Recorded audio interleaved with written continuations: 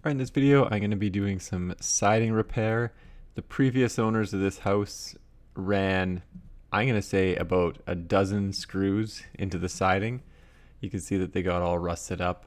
I assume they used to hold something up, but now they don't. They're just screws in the siding and also through the vapor barrier. The vapor barrier on this house is just tar paper, so it's not a real Tyvek, but just screws everywhere. So the first thing I'm going to do is take out all of the screws because they're doing nothing in particular.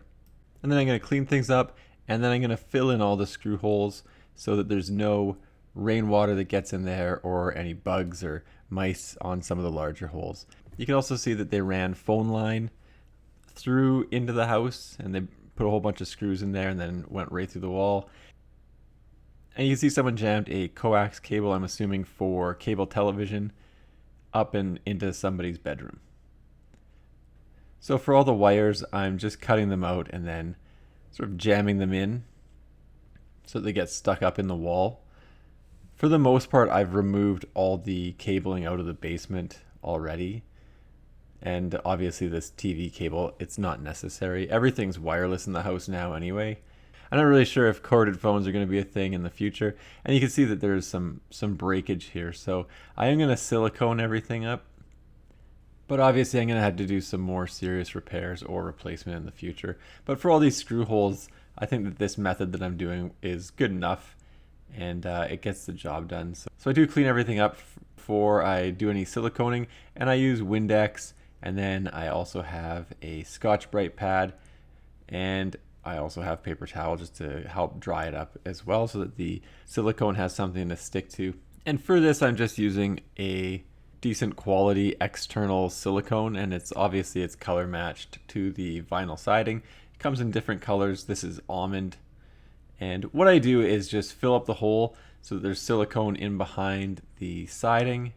Obviously it's still a little loose. And then I'm going to come back over once it's dry, and I'm going to hit it with a little bit more silicone so that it's fully covered and no water is going to penetrate in there.